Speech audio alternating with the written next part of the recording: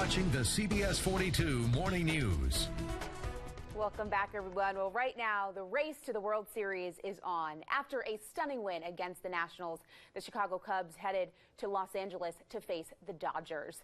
The Cubs got on the board first, but Dodgers right fielder Yasiel Puig hit the first postseason homer and drove into a run with a double. Chris Taylor also hit a go-ahead homer in the sixth. Clayton Kershaw started the game for L.A. The Dodgers would go on to win 5-2. Game 2 is tonight at 6:30. Over on the American League side, the Yankees-Astros series continued in Houston.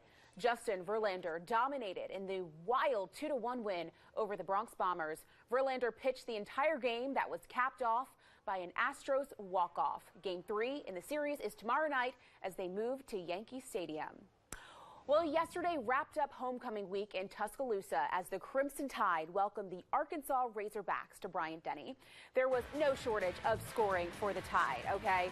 Late in the first quarter, Jalen Hurts hit Jerry Jeudy on a 29-yard pass, making it 10-0. Damian Harris heads to the end zone from 4 yards out to make it 17-0.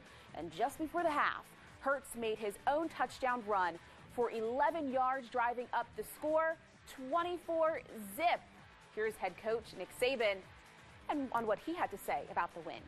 Look, I'm really pleased with, I think this was a really good team win for us.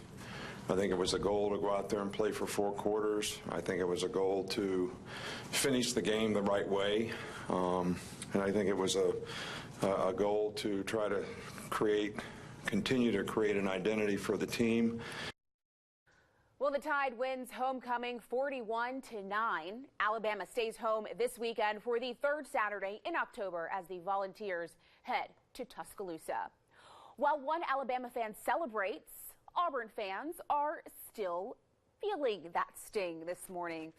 It hurts a little bit. The Tigers were handed their 9th straight loss in Baton Rouge after a comeback by the Bayou Bengals. Auburn had some highlights in the first half. Jarrett Stidham connected with Will Hastings on a 49-yard bomb to make it 10-0. Kerryon Johnson scored to make it 17-0 at the end of the first. The Tigers were leading 20-0 before LSU scored twice to end the half. LSU continued to claw back in the second half. Chris Wrinkle has a recap from Death Valley this morning.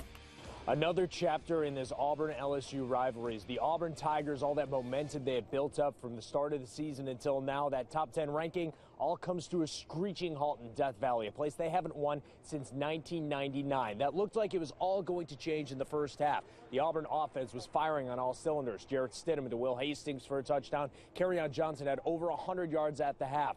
But then as the sun set over Death Valley, some of that voodoo magic that's graced this place over the years came out in favor of the LSU Tigers. LSU able to limit Auburn to only 3 points in the second half.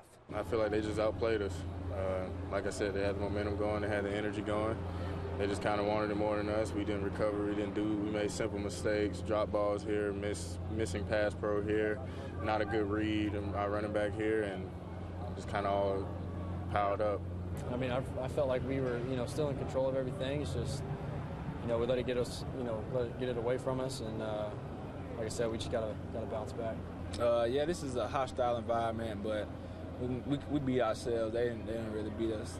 So Gus Malzahn said after the game that Auburn still controls its own destiny when it comes to the SEC, but the 2 losses likely means that their hunt for a playoff berth and potential national championship is likely over. It's back to the drawing board for the Auburn Tigers, and for those who didn't believe in the cigar curse before, after today's game, you could certainly make the case that maybe Auburn is cursed when it comes to playing in Death Valley. With the Auburn Tigers in Baton Rouge, Chris Wrinkle, CBS 42. Chris, thanks so much for that recap this morning. Okay, your time right now, it is 5:51, and firefighters are still battling deadly wildfires in Northern California. After the break, we're going to this story. We're going to let you know the latest area where we are seeing evacuations and what firefighters are doing now to battle that blaze. You're watching CBS 42 Morning News Weekend. We'll be right back.